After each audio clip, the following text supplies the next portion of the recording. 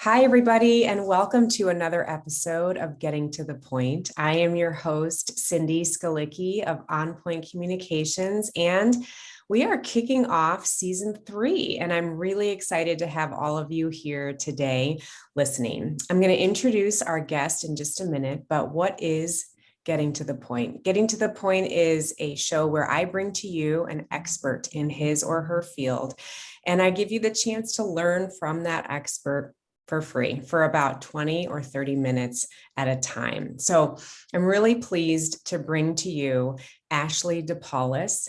And Ashely is really passionate about helping high achieving women get away from burnout and into a life that's more fulfilling, less stressful, and more wholesome. And her company is called Embodied Success.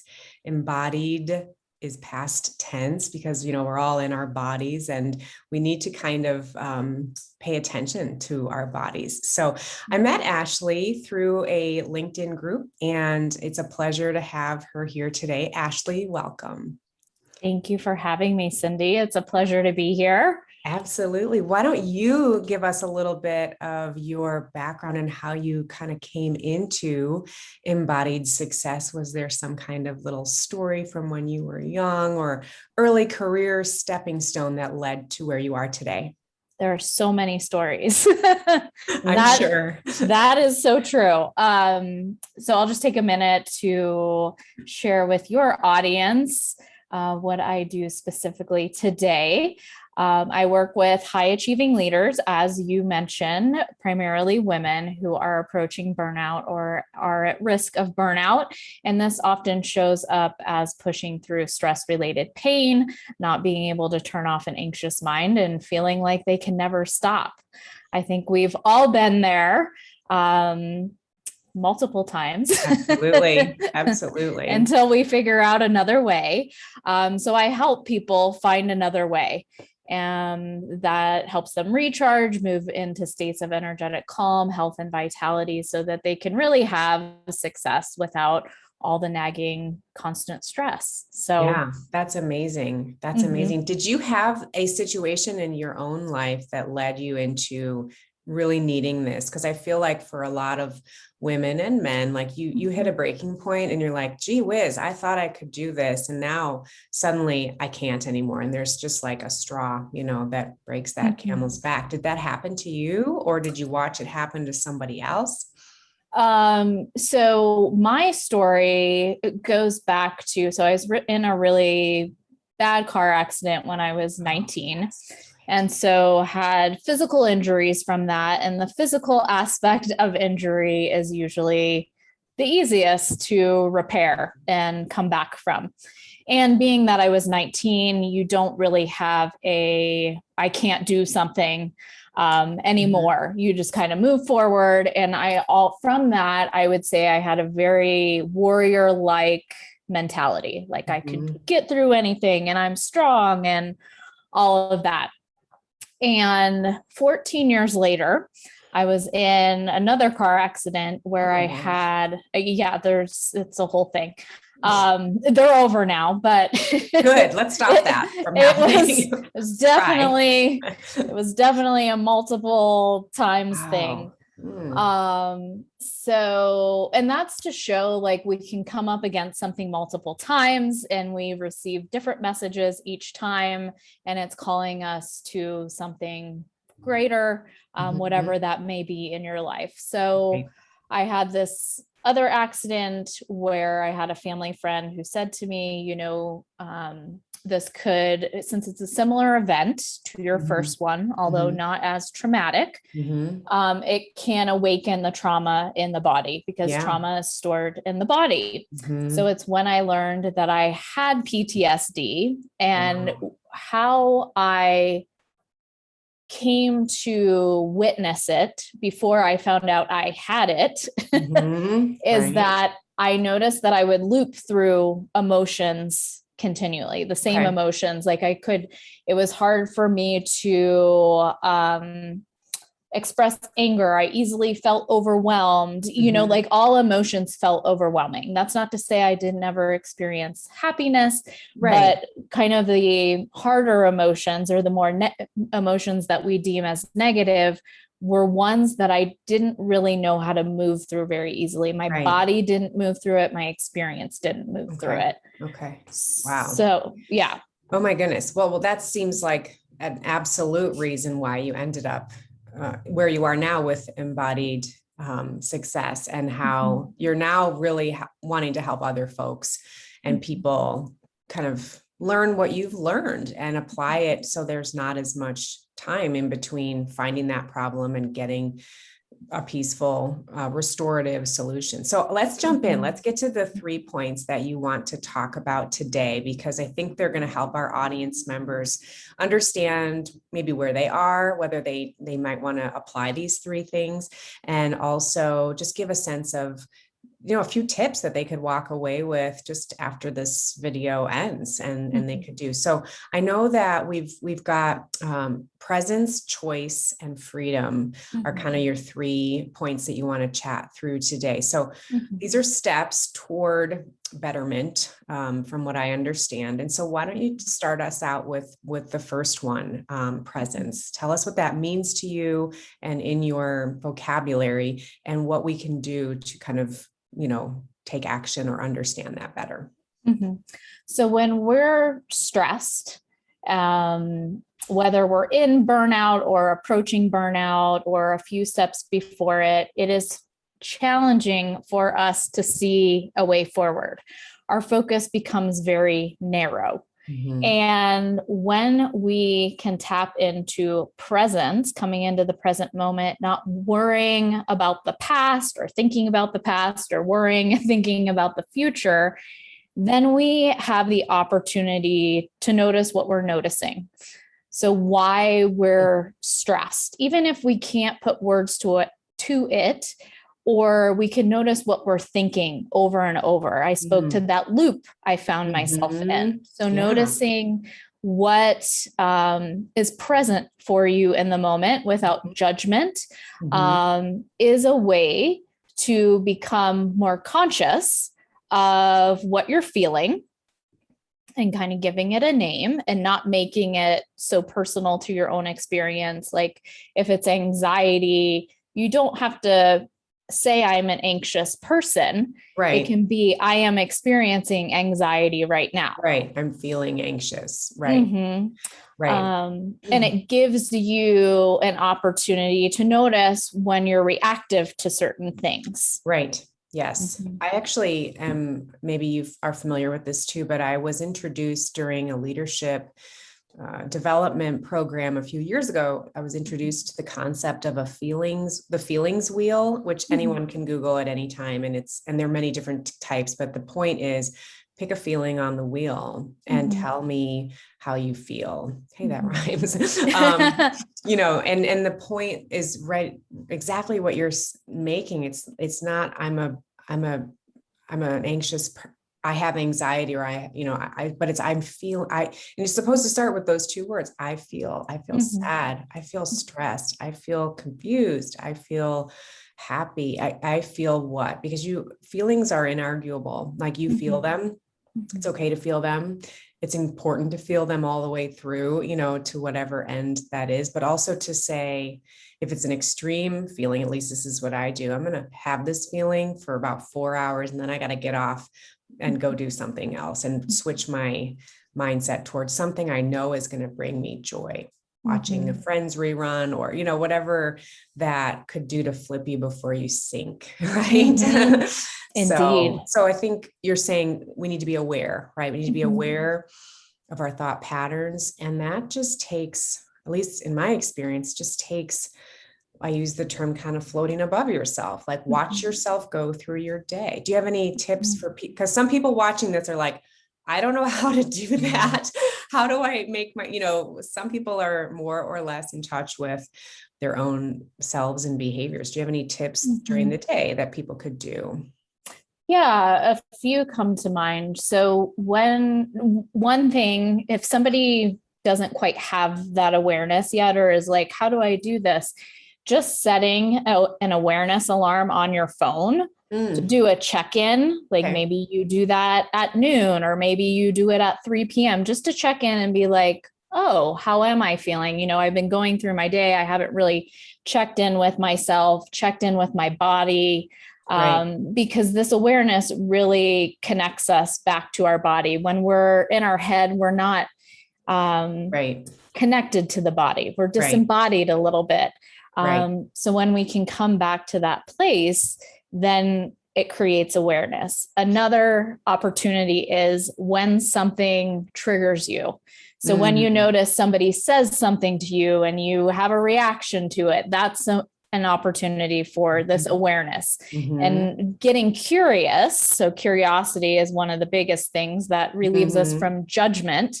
Where it's like, oh, why am I having such a strong reaction to this? Have I not eaten? Is that why am I hangry? That's often a big one. Or am I not sleeping well? Or did I skip my allergy pill and I'm sneezing like crazy or something like that? Exactly. Well, those all make a lot of sense. Let's move to the next one, which is choice. So I'm assuming that once we need to be aware, then we have a choice. And I always think of choice as you can either keep what you're doing or you can do something different. So what would you add to that? I'm assuming that's a basic starting point.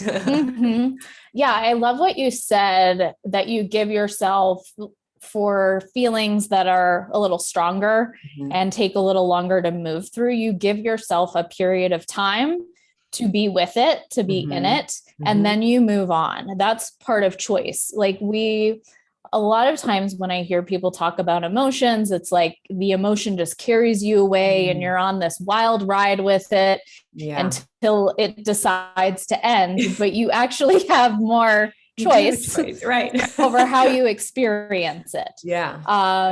Emotions are like weather. They move through. If we let them move through us fully, they can move through us within 90 seconds of time. So when we can allow that to happen in real time, then we're not going to loop back to it. So we usually have a habit of letting it take control of our day or of our body. And we power through it is usually the phrase that I hear, well, I'll just push on through. But when you deal with it right then, when you use your body, either through breath, either through movement, you can move on from it a little more quickly, or give yourself a time frame for those heavier, more dense experiences. So once you have the presence of mind to be aware, the next thing to do is make a choice about what you're going to do in response to that. And so you can choose to, and whether you know it or not, you're choosing to let it carry you down the river, right? And let it be in charge. Or you can say, you know what, I'm setting my alarm and at 1:30, I'm going to stop. I mean, you don't stop feeling that way maybe, but you start another activity. This is what I do. You start another activity, that will bring you joy. I've read about some folks who just have great ideas, like make a list of things that 10 things will bring you joy during the day, whether it's a hot cup of coffee from your favorite, coffee house, smelling a certain fragrance out in your yard. I have one client who just all she really needs is a big dose of sunshine on her face at the window, or it can be a movie or a massage or something, bigger. But I think that's a great, awareness, then moving to choice, because I've heard the term real estate too. Like, how much real estate are you giving that thought in your head? And why are you giving it so much? Like, what if you only gave it 10% of the real estate that it's taking up and you just said no to it? Right. So maybe that leads us to the freedom, right? Like, if you can maybe manage number 1 and 2, do you achieve some level of freedom? How do you get us to this step 3? So the one last thing I want to say about choice you brought up. So it's either choice by default, and default knocks us into patterns that usually don't serve us, or choice by what you're speaking. How much real estate am I going to give this? What can bring me into a state of feeling a little bit better? Maybe just 1%, 2%, 3% better. And that you gave us great ideas for that. So either way, we're making a choice. Let's not make choice by default. And that knocks us into patterns that don't serve us. So yes, freedom. Yeah, let's get to freedom. that'll give you freedom, because then you don't feel controlled by an emotion or a state that is really based in a past experience. It's usually not the truth of what's happening today. So we can develop the qualities of the state of being that we want to experience. So if we know that we're, experiencing sadness or anger, and then we take steps to help regulate our nervous system, whether that's, screaming into a pillow or pounding on it if we're angry, or crying if we're sad, and then choosing, okay, I want to feel a little bit better here. What's going to help me do that? Or what is the energy? I like to think of it, because sometimes feelings can, when you're in states of stress or sad, it's hard to feel a better feeling right away. Yes. So it's like, what energy do I want to be in? Do I want to call in an energy of joy? You brought that one up. What does joy feel like? Or what do I think of? I think of maybe when I was a kid and I rode my bike outdoors. You can go outside, ride your bike, or just visualize yourself doing that, whatever you have time for in the moment, and start letting that feeling and that energy set in. Right. That makes so much sense. And I think that, the freedom part, at least in my mind, is about achieving those slices of freedom with relationship to what's causing the angst or the burnout or whatever's going on. It's not ultimate total freedom all the time, everywhere we go. Right. But it's freedom from feeling chained by the events of your life or your work. Right. And that's what you are helping leaders do, is unpack that and create these positive patterns. So that's amazing. Do you find that people know that they need you, or are they with obviously the last year that we've had, what have you noticed about how burnout is surfacing? Is it happening and showing up in new ways, or is it kind of the same old, ugly monster in the corner? I think people, so I would say prior to COVID, people would know that they needed me when they were experiencing pain in their body, because I used to speak a lot about health challenges and pain and injury. And although that's still true, I think it's more nuanced for people. They may be experiencing that pain. I think a lot of people don't realize when they're in stress, because it becomes so normal, especially when you're around burnout. But a lot of things that people say are that they're overwhelmed, or I can't deal with this right now, or I'm just constantly frustrated, or I'm exhausted. When you're in the stage of exhaustion, you're at risk of burnout at that point. You're probably very close, if not there, right? Yeah.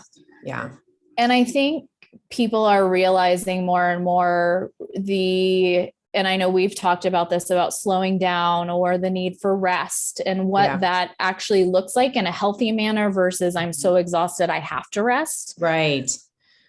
That's a good differentiator, or good thing to consider. Yeah, for sure. Wonderful. Well, Ashely, this was amazing. I have some fun rapid fire questions to ask you real quick, and then I'll ask where can people reach you to learn more about kind of how you get started with teams or individuals who might be interested? So my first question is, what is a book on your bedside table or in your phone that you read recently or are reading? And do you have like a snippet of like, do you have a gem that you'd like to share with all of us that you've learned? Well, funny enough, I picked up our friend Rusty's book the other day. Oh, look at this. Breaking the Code. Yes. Go Rusty. Go Rusty. And I think this is like so perfect for high achievers. His little subtitle, stop looking for answers and start enjoying life. Yep. Perfect. It's like right there on the front cover, the big message that you took. Yes. But what I love, it's so funny. I was going through his book and I'm like, I could have written, even though he and I didn't have the exact same experience. I'm like, I could have written this book. And the way that he explains it is so like on point for what we all experience. On point. Look at that. Branding everywhere. Look at this. It's everywhere. Rusty's going to be one of my next interviews as well. So this will be a great segue. Yeah. Because his book's called Breaking the Code. We are breaking the code through making new choices. Love and it. Implementing new patterns into our life and into our day. And it's not going to be based on what we learned as children or what traumas we've experienced in the past. So yeah, I love how he wrote this. Grab a copy of Rusty's book, everybody, and you'll be that much further ahead toward your own A game. And stay tuned because Rusty is one of my next guests coming up. So that's a great connector. That's great advice. Thank you, Rusty and Ashely, for bringing it out. My other question is, do you have a mentor from your past you would like to tip your hat to or just recognize that has really helped you grow, advance, be a good person, any of those things? Yeah, two come to mind. So Ellen Milkamore is one big one. She's also a dear friend of mine. So she always reminds me to be myself and not, even though, in business, we want to look at what the market, how it's dictating things, but not let it bend us and drive our business into a place where we're not going to be happy and fulfilled with it. Right. Staying true to our message. And then Samantha Hartley is another one who provides she's so transparent about business and, the hard parts of it and to keep going, which I don't think, or a lot of mentors I've experienced in the past aren't. They make it just seem fluffy and like, easy. Just do my magic. Take my pixie dust and you'll be great. No, it's hard work and we're here to support you. Right. Exactly. Yes, totally. That's awesome. Well, they are two amazing humans, both of them, because I also know both of them and would agree that they're both amazing at their respective jobs and places in life and with what they do. So that's fantastic. Well, to wrap up, Ashely, what would people do if they wanted to get in touch with you? Are you more reachable at a website, an email, a LinkedIn? What would you like the viewers here to do? Well, I love LinkedIn. I've come to love LinkedIn so strongly. Yeah, it's a place to be. Yeah, so that's a great place to reach me. Within LinkedIn, you can find my email. You can send me a personal message. Also, I have a calendar link if you wanted to jump on my calendar to have a conversation. Sure. So yeah, I would say LinkedIn. Wonderful. Yeah, LinkedIn, you do some great work posting there.